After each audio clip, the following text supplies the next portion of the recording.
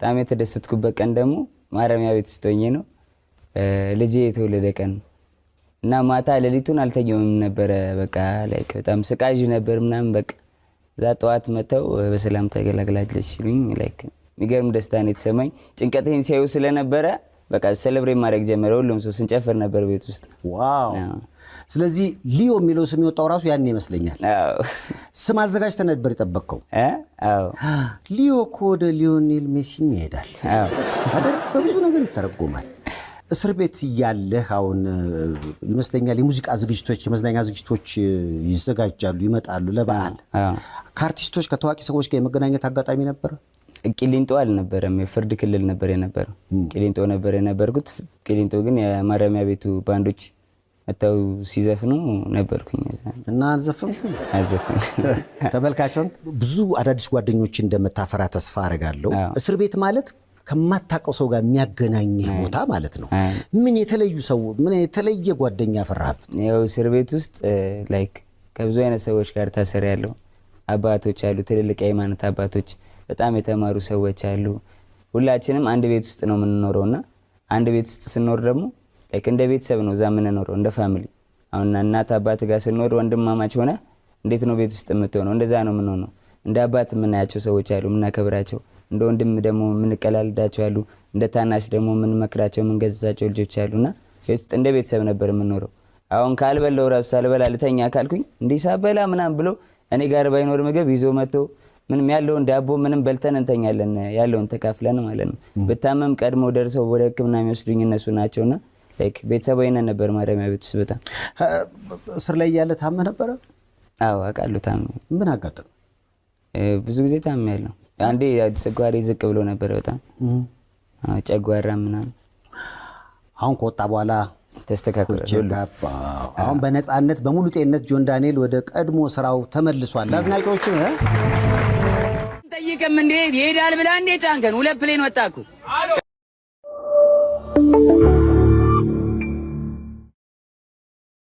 ሰላም እንዴት ናችሁ? ክቡራትና ክቡራን ሁላችሁም በያላችሁ በሰላማችሁ ይብዛ። ደህና ናችሁ ሆይ? እንዴት ቆይታችኋል? እንግዲህ በትላንትናው ዕለት ብዙ ነገሮችን ያለፈው ጆን ዳንኤል ሰይፉ ላይ ቀርቦ እንደነበር አብዛኞቻችሁ ታስታውሳላችሁ። እኛም እስቲ ያለው ነገር እንዴት ነው በሚል የጆን ዳንኤል ኢንተርቪው ሙሉ በሙሉ ለመስማት ችለናል። በእርግጥ ጆን ዳንኤል ከተነሳበት አንጻር ከደረሰበት ሁኔታና አሁን ላይ ተምሮ ከወጣበት ሁኔታ አንጻር ሲታይ በጣም የሚያስደስት ለውጦችን አሳይቷል ማለት ይቻላል። ከዚህ በፊት በተለይ ጆን ዳንኤል ማን ነው ስሙንስ እንዴት አመጣው የሚሉ ሰዎች ብዙ ሲጠይቁ ነበረ። እኛም እንግዲህ ጆን ዳንኤልን ቼክ ለማድረግ ሞክረናል። ጆን ዳንኤል ተብሎ ስለሚጠራው ወጣት በኢትዮጵያ ቲክቶክ ተጠቃሚዎች ዘንድ በጣም ታዋቂ የሆነ የሶሻል ሚዲያ ተጽዕኖ ፈጣሪ ኢንፍሉዌንሰር ሆኗል። ወደ ድምጽ ስራውም ገብቶበታል። እንግዲህ በተለይ የቲክቶክ ዝናው የናኘው ጆን ዳንኤል ቲክቶክ ላይ በሚያደርጋቸው ላይቭ ስትሪምስ ወይም የቀጥታ ስርጭቶችና አዝናኝ ቪዲዮዎች የሚታወቅ ልጅ ነው። በተለይም በሚሊዮን የሚቆጠሩ ተከታዮች ያሉት ሲሆን በቅርቡ በአንድ ቀጥታ ስርጭት ላይ ከ127,000 በላይ ተመልካቾችን በአንድ ጊዜ በማግኘት በኢትዮጵያ እንዲሁም በአፍሪካ ደረጃ የሪከርድ ባለቤት እንደሆነ ተነግሯል ማለት ነው። እንግዲህ ይሄ ሪከርድ በኢትዮጵያ ደረጃ ብቻ አይደለም፣ አፍሪካ ላይም እንደዚህ አይነት ላይቭ ተመዝግቦ አያውቅም። ጆን ዳንኤል በዚህ መልኩ ከፍተኛ የሚባል ደረጃ ላይ የደረሰ ግለሰብ ሆኗል ማለት ነው። በተለይም እንግዲህ ጆን ዳንኤል በይበልጥ በዜናዎች ላይ እንዲታይ ያደረገውና ታዋቂም እንዲሆን አግዞታል የሚባለው ከኢትዮጵያ አየር መንገድ ጋር በተያያዘ የገጠመው የክርክር ነው። እንግዲህ ከዚህ በፊት አብዛኞቻችሁ ታስታውሳላችሁ። ጆን ዳንኤል እንግዲህ ከዛ ሁሉ በኋላ 1 አመት ከ4 ወር ከታሰረ በኋላ ተፈቷል።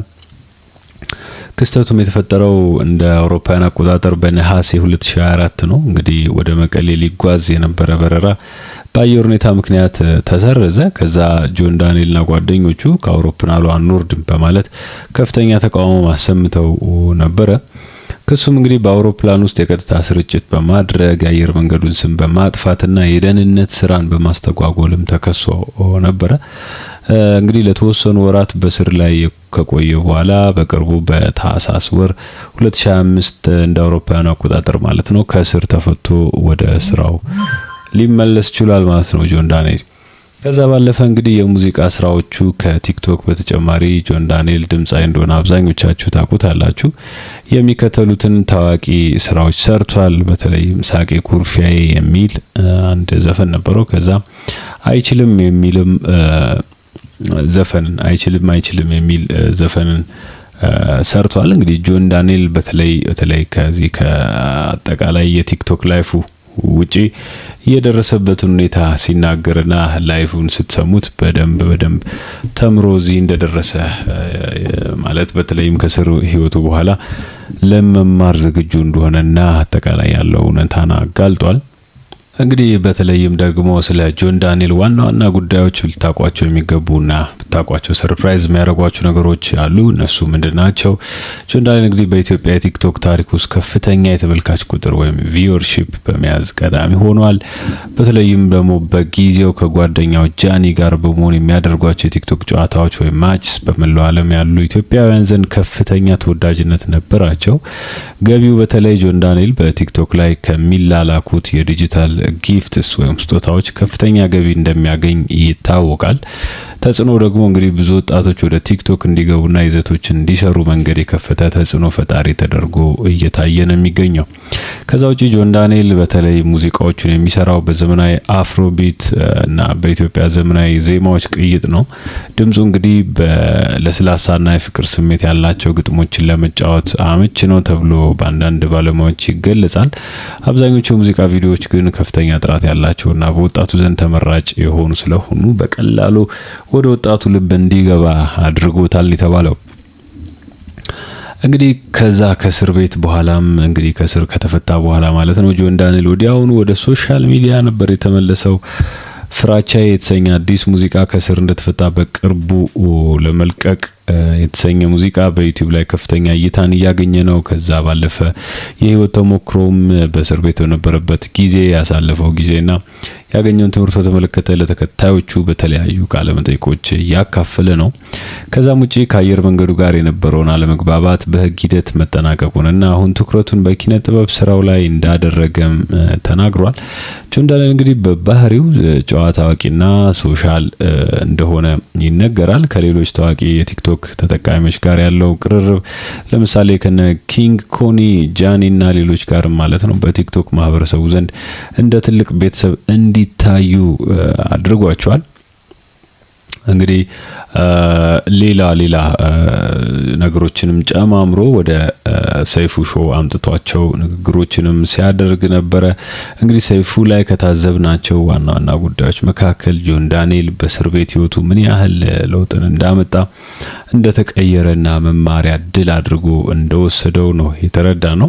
እንግዲህ ሰይፉ ላይ ቀርቦ ካነሳቸው ዋና ጉዳዮች መካከል በእስር ቤት ያሳለፈው ህይወቱ በተለይም ወደ መጽሐፍ ንባብ እንዲገባ እንዳደረገው መንፈሳዊና እንደዚሁም ደግሞ ዓለማዊ መጽሐፍት ሲያነብ እንደነበረ ይሄ ደግሞ ለሱ የአእምሮ ግንባታ እንደጠቀመው ተናግሯል። ከዛ በተረፈ በደረሰበት ወይም ደግሞ በዛ በፈጸመው ወንጀል ውስጥ ስሜታዊነት እንደማይጠቅም እንደተረዳ ከስሜታዊነቱም ባለፈ ብዙ ወንጀል ሊያስፈጽሙ የሚችሉ የስሜትን ግፊት እንዴት መቆጣጠር እንዳለብን ለአዲሱ ወጣት ትውልድ ሲያስተምር ነበር። ከዛ ውጪ እስር ቤት ውስጥ በተለይም ከአጎቱ ከዳዊት ድሪባ ጋር በመታሰሩ የእስር ቤት ህይወት ቀለል እንዳለለትና ልምዱን እንዳካፈለው በቀላሉ እንዲላመድ እንዳደረገውና እዛ ውስጥ ባለው ሁኔታ ራሱን ችሎ እንዲቆም እንዳደረገውም ተናግሯል። ከዛ ውጪ እንግዲህ ጆን ዳንኤል ባለፈበት የህይወት ታሪክ በጠቅላላ ትልቅ ትምህርት ሊሆን የሚችል ነገር እንዳገኘ ነው የተናገረው ማለት ነው። በእርግጥ ልጁ ተለውጧል። ከንግግሮቹ ከሚያደርጋቸው ባህሪያት ሰዎችን ለመርዳት እየሄደበት ካለው ርቀት አንፃር ስታዩት ጆን ዳንኤል ሰፋ ብሎ በለውጥ መንገድ ላይ የመጣ እንደሆነ መገንዘብ ትችላላችሁ። ስለዚህ ከፍተኛ የሚባል ተመልካችን ከሰይፉ በኢቢኤስ እንዳገኘ ያየ ነው። ዩቲዩቦቹን ገብታችሁ ተመልከቷቸው። ጆን ዳንኤል ብዙ ነገሮች ላይ እየታየ ነው የሚገኘው። በእርግጥ የሚያስደስቱ ነገሮች አንስተዋል። በተለይም ስለ ወለደው ልጁ ሊዮ የሚባል ልጅ እንደወለደ ከሱም ጋር በደስታ እንደሚኖር ቤተሰቦቹ ደስተኛ እንደሆኑ ተናግሯል። ሊዮ እንግዲህ በአዲስ ከሱ ጋር የአባትነት ፍቅሩን እያጣጣመ እንደሆነ ተናግሯል። በኮፓረንቲንግ ወይም ደግሞ አንድ ላይ ሳይሆኑ ሳይጋቡ ግን ልጃቸውን የማሳደግ ሚና ውስጥ እንደገባም ነው የተነገረው። ጆን ዳንኤል ቤተሰቦቹ ወደ አሜሪካ ሄደው እዛ በመኖር ላይ እንዳሉ በቅርቡም ደግሞ ከእህቱ ጋር ወደ አሜሪካ ሄዶ እነሱን ለመጠየቅ እንደፈለገ እና እየጨረሰ እንደሆነም ተናግሯል። በእርግጥ ኢትዮጵያ ውስጥ የመኖር እቅዱን እንደማይሰርዝ ነው የተናገረው። እህቱ ቲክቶክን እንዲጀምር ገፋፍታ እንዳስጀመረችው አሁን ላይ ለደረሰበት ስኬት ምናልባት እዚህ ላይ ደርስ እንደሚችል ስልክ ጠጋኝ ሆኖ ሊቀር እንደሚችል ነገር ግን በቲክቶክ ፕላትፎርም ምክንያት እዚህ ደርሷል ማለት ነው።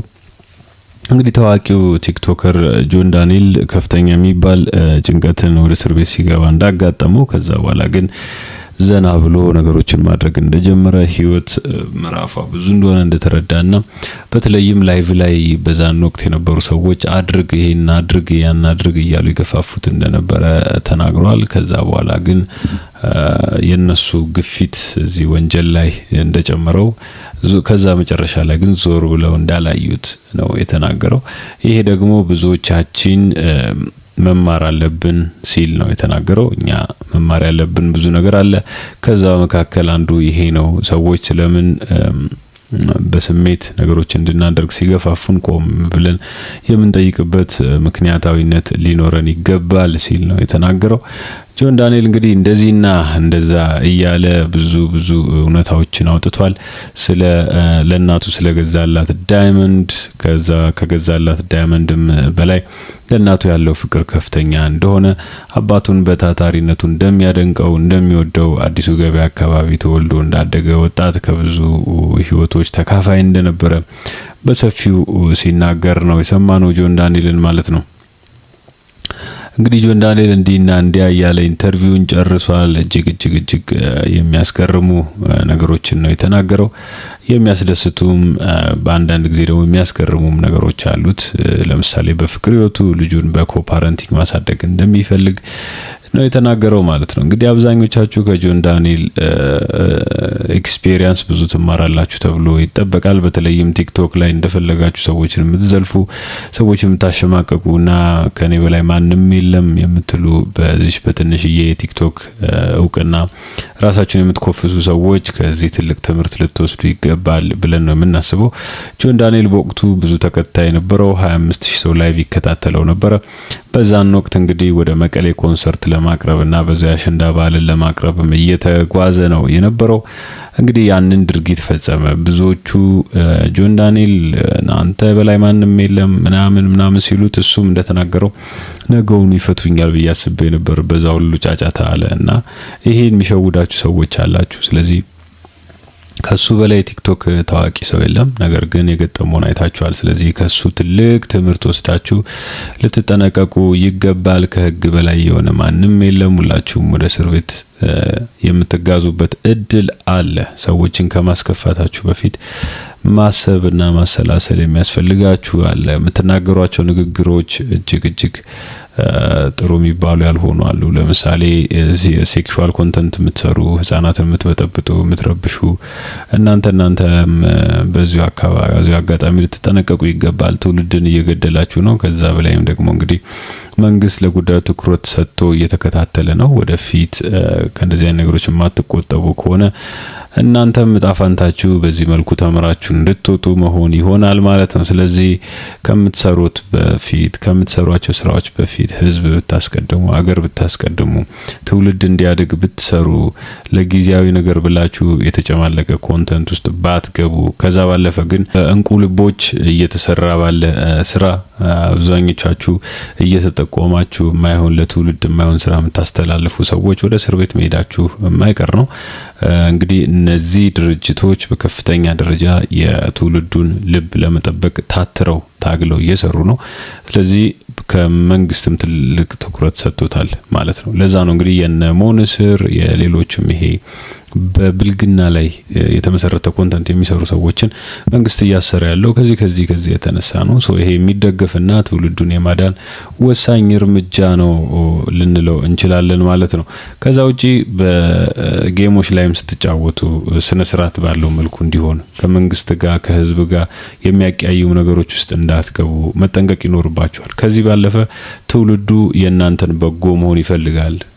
ተጋግዛችሁ መልካም አሻራን ለማሳረፍ መጣር እንጂ የተጨመላለቀ የሃይስኩል ተማሪን ላይቭ እያስገቡ ወዳልሆነ ህይወትን ማስገባት ወንጀል እንደሆነም ልታውቁት ይገባል። ስለዚህ አብዛኛው ቲክቶከር ካለማወቅ የተነሳ የሚጠፋ ነው። ጀስት ተነስቶ በትንሽ የስልክ ይጀምራል። እውቀቱ በስፋት የለውም። ከዛ በኋላ የሆነ ነገር ውስጥ ከገባ በኋላ ነው ራሱን የሚያውቀው። ጆን ዳንኤልን ያጋጠመው ይሄው ነው።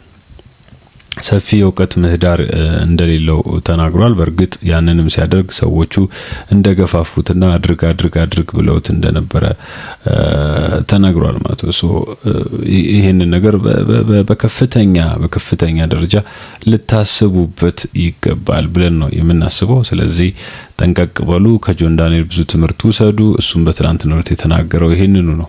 ከኔ ብዙ ልትማሩ ይገባል። በተደጋጋሚ ከእንደዚህ አይነት እንትኖች እንድትቆጠቡ ያስፈልጋል ሲል ተናግሯል ማለት ነው። ሶ የጆን ዳንኤልን ኢንተርቪው አብዛኞቻችሁ ቲክቶከሮች በስፋት ብትሰሙት ታተርፉበታላችሁ ብለን ሰጀስት እናደርጋለን። ጆን ዳንኤል ግን ወደፊት የስኬት ዘመን እንዲሆንልህ እንመኛለን። ከስህተት እንደተማርክ ወደ ሽሬ ተጉዘህም በህጻጽ ያሉ ተፈናቃዮችን ለማገዝ የሄድክበት ርቀት የሚበረታታ ነው። አሁንም ወደ ደብረ ብርሃን ተጉዤ ሰዎችን እረዳለሁ የሚል ሐሳብን አንስታል። ከዚህ በኋላ መሳተፍ ያለብህ አንተ እንደዚህ አይነት ነገሮች ላይ እናውቅና አንተ ጠቅመህ ለሰዎች ህይወት የሚበጁ ነገሮችን በማድረግ ብቻ ህዝብህን እንድትክስ ነው እኛ የምንፈልገው።